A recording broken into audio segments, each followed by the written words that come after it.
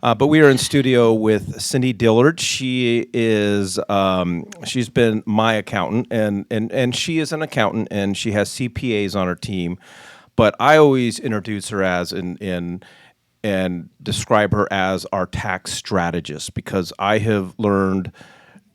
I'm not even say learned. I don't even care what happens, just long as I'm not paying more money to the IRS at the end of the year. And she has done just an incredible job with minimizing our tax exposure just as a family, and then some of our team members. And I know it's funny. I posted the picture. You're at our team meeting last week, and I posted it on Facebook. And then some of our West USA agents that I know I introduced them to you over the years. They're like, "Oh yeah, she's great." And I'm like, "I didn't even know they were working with you." So anyway, so welcome and congratulations. Recently married. So Thank you. yes. Thank you. So man, I can't believe I put Kyle Fouts on there. Well, no, you just AKA. didn't take it off. Yeah. So everybody's like, "Boy, Kyle Fouts got better looking." So all right, so let's jump into it. You bet. Okay. I want to get into PLLCs, 'Kay. but give us a 60-second, like who tell us a little bit about your company Okay. and what we're working with. You bet. So I've been in the Valley for 25 years. I moved here to follow my dream, which was opening an accounting practice. And from there, it has just grown. My mentor for years has been Tom Wheelwright, and he's a CPA that travels with Robert Kiyosaki that wrote the book Rich Dad, Poor Dad. And his theory that I just love is the question isn't, is it deductible? The question is, how do I make it deductible? So if you want to jump through the hoops to make something deductible, he's a true believer that you can find something in that IRS code that's deductible. And so with that, I set out to teach people what they don't know. They didn't know, right? Just what you were talking about in the 3-pack. And work with my clients and have a personal relationship with them so I understand who they are, what they're doing. It's funny, my clients always think that I'm their best friend because I'm asking so many questions. Well, I'm looking for the tax deduction. Who else is living in the home? What else are we doing? Oh, are you selling Avon or Mary Kay or whatever, all that product that's on the shelves? Or the big business owners. I have multi-million-dollar companies that it's just about the communication and keeping them informed about where their taxes are. There's no surprises with me. We do tax planning October through December, and when I go to do your taxes, I don't need to talk to you during the springtime. I'm doing your taxes. It's what the numbers we thought we were, and then we start planning immediately. So we're booked mid-summer through the end of the year doing planning for 2025. So one of the things that I learned from you is the average person cringes when they hear IRS Yes. and the tax code. And I think it's just a matter of perception because I look at the IRS and I look as the tax code as two evil things.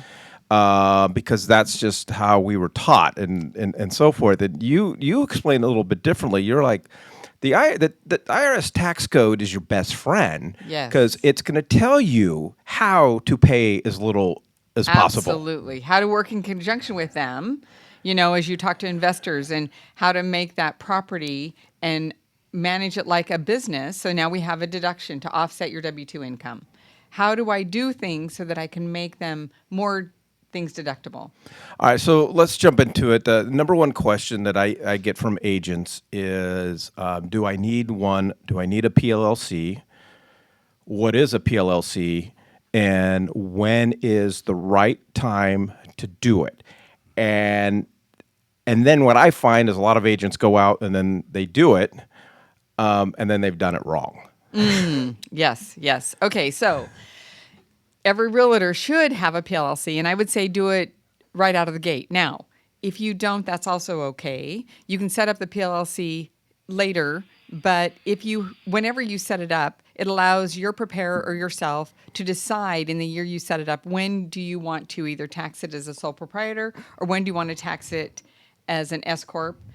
And so with that being said, with the profit of your business, if your profit is at $50,000, you definitely need a PLLC. Then that allows us to move it to an S Corp, tax it as an S Corp, and then we're going to save us 16% taxes on that. Now, you have to check with the Department of Realtors.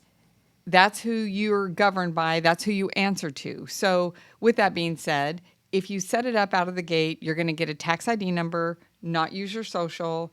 The money's going to go to your business account. So, you need a business account. You need to operate it like a business. And one thing about the IRS that I really appreciate, what's my intention? My intention is that I am a realtor and I have a business.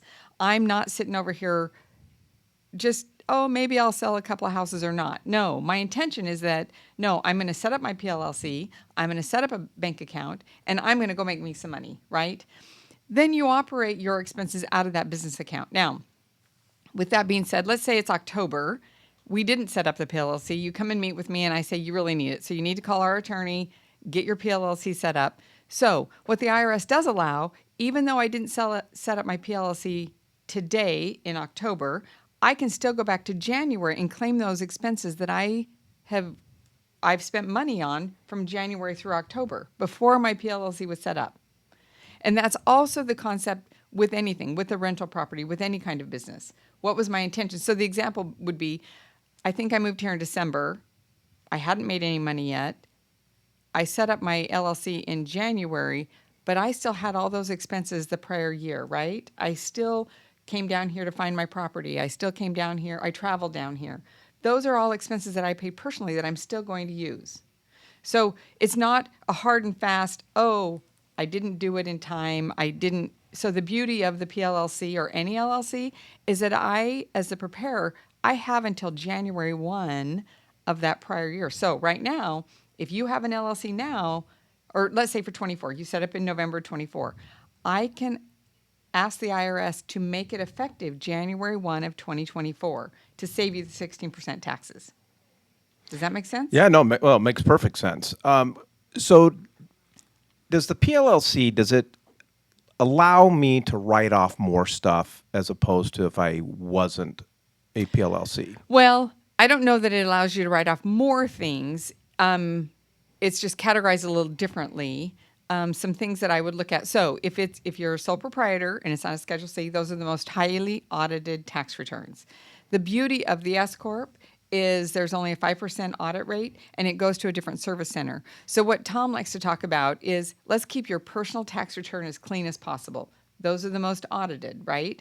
So move everything to either a partnership or an S Corp if you can. If you have a rental property, I want to see it on a partnership in a holding company.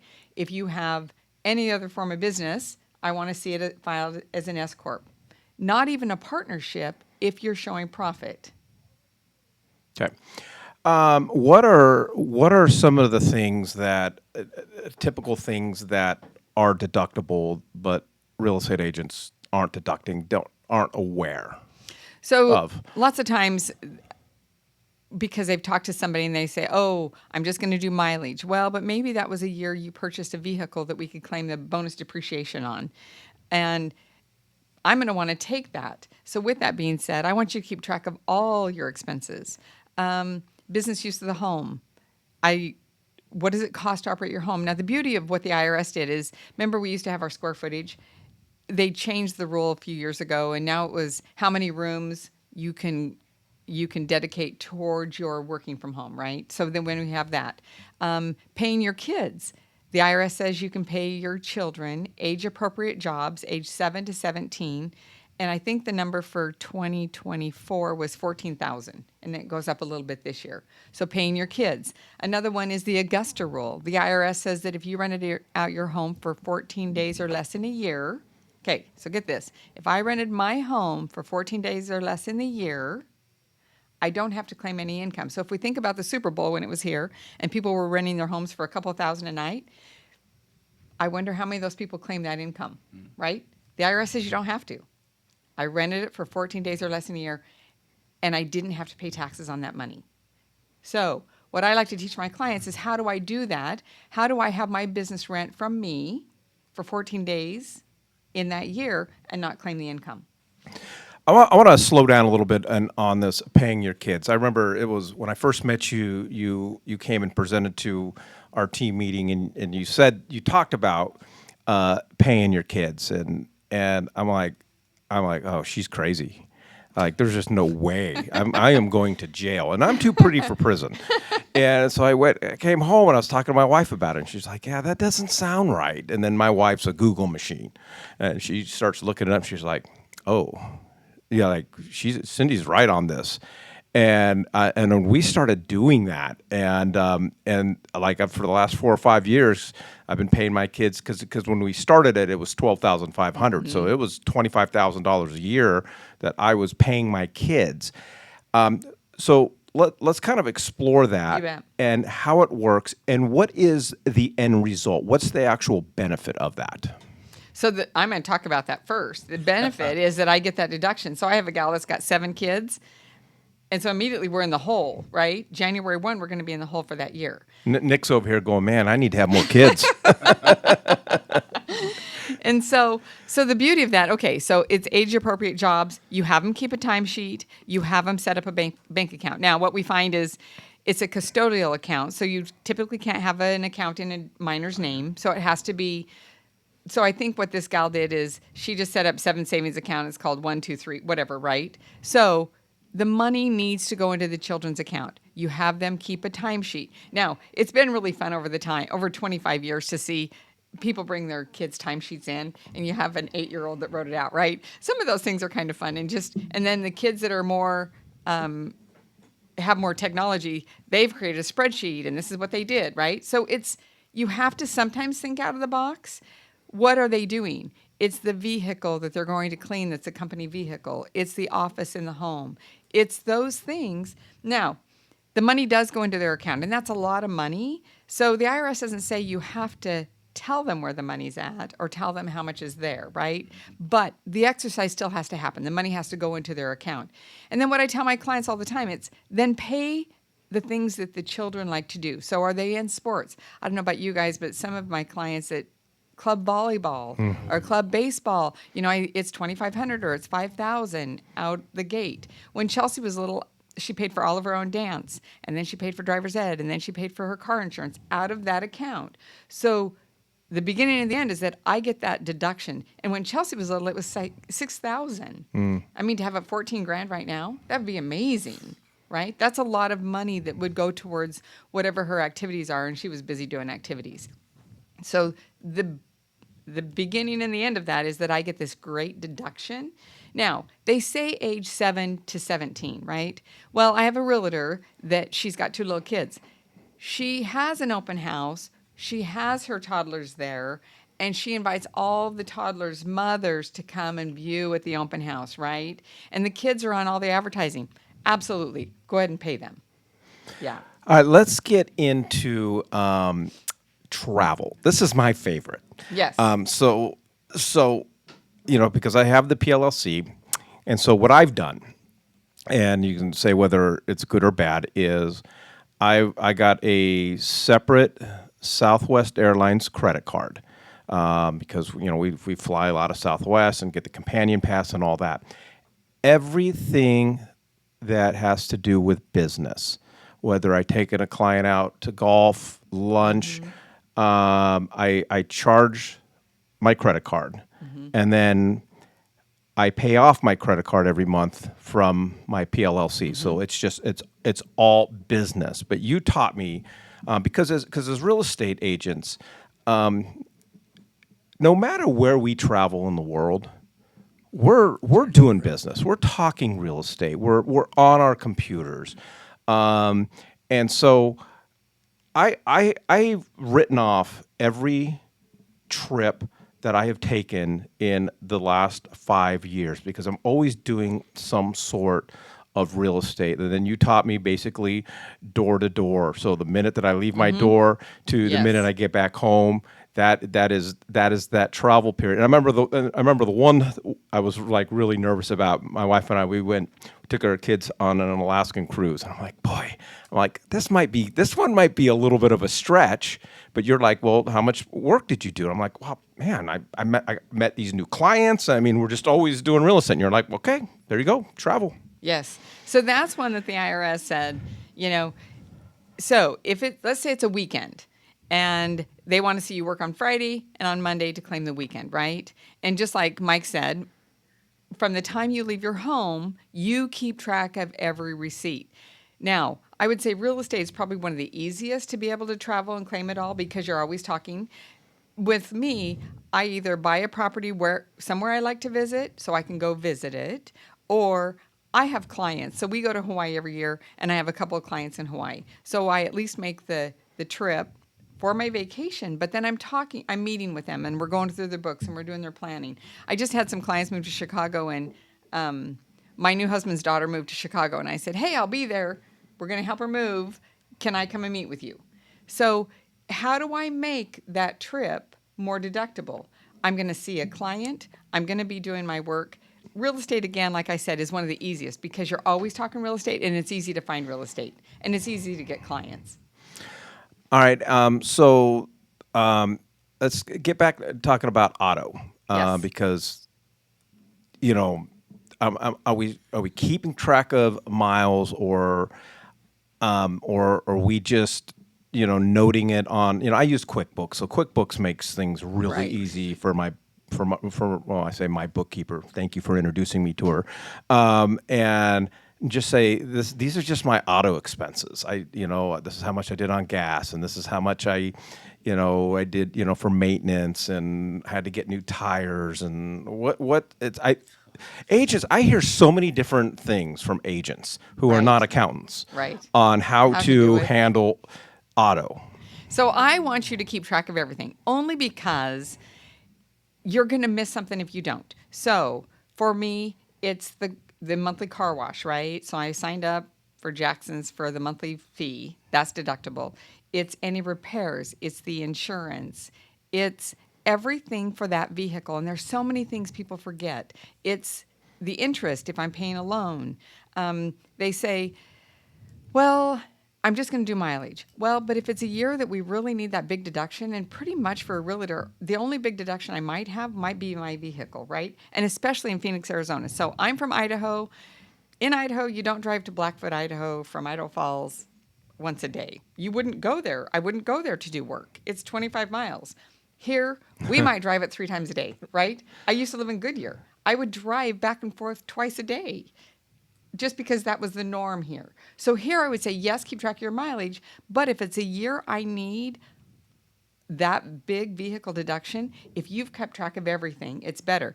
So with that being said, I had a mail-in audit, and she was a realtor, and she worked for a home builder, so she wasn't driving much, right? But she was still out there doing her thing as a realtor.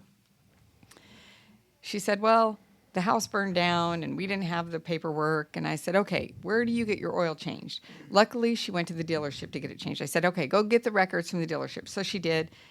We mapped it all out for the IRS, sent it in. It came back a no change audit. Okay, a no change audit means whatever we've accepted your tax return is, we're good. We're going to accept it. You don't owe us another dollar.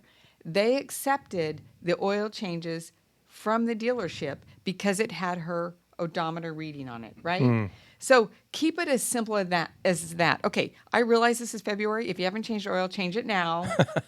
Because if you're bad at keeping track of your mileage, if you just do it every year, our very worst case scenario is that we can go to your dealership and say, okay, how many miles did I drive, right? Yeah. I would say the average 12,000 in Arizona. I would say it's probably more than that. I would say it's typically 15. Yeah. I think I was putting 20 driving just back and forth from Goodyear when I worked in Phoenix. The other one that we get is because I feel like it changes almost every year, and it changes with each administration, is the meals and entertainment. Okay, so entertainment, they've said you can no longer deduct entertainment. Now, I want you to think about that. Hold on, Todd. I'll tell you how I get around it. Okay. No, she's going to tell us how she can reclassify whatever it is we're doing so that she can take the deduction. Well, but okay, so I talked about this in a meeting last week. I used to drive to Goodyear to a networking. So once I moved to Central Phoenix, I would still go out there on Wednesdays for a meeting. Well, it was at a restaurant, And so I classified it as advertising because I am not going there. Okay, I clearly am not going there for breakfast. I promise. I'm going there just to get clients, right? So you have to think about it. What is it you're doing and how can I make it? So that goes back to that question. The question is it deductible? The question is, how do I make it? I I would defend that against the IRS every day, all day, because I'm only going to get clients. I'm not going to go have Well, and breakfast. that's what I do. Like, we do, Ryan and I, we do a lot of golfing. Yes. And a lot of happy hours and a lot of lunches and so forth. And for me, in my mind, it's marketing and advertising because I'm marketing myself, I'm advertising myself, and the goal of that activity is to bring in more business. And I would say in your industry, that's another one that's very easily to do. I don't know if I'm out on the golf course, if I can, I'll take you golfing. but that might be stretching it just a little bit in my industry. But clearly, as a realtor, that's something that I would certainly look at and look at how we're categorizing it. And then, so how I do your taxes, if your numbers come across, so let's say you made 200,000, but you said your advertising was 90. Okay. The IRS hasn't changed their categories and they don't understand Google Ad. They don't understand some of these things that might be doing. I might adjust where I'm putting that category. I might break it up. So the national average for a realtor advertising would only be what, 20,000, let's say. So I'm going to move some of that. I'm going to separate the categories just so it's more pleasing to the IRS and what they're looking at. All right, what are the things to not do? You always talk about there's a handful of things. Never, if you can avoid at all costs, never try to deduct. Okay, so in your PLLC account, never pay your personal mortgage out of it. Don't buy groceries unless it's for something specific that you're entertaining on. Meaning, when I go to the grocery store, don't have your toilet paper, paper towel with all those snacks that you're going to provide at your meeting, right?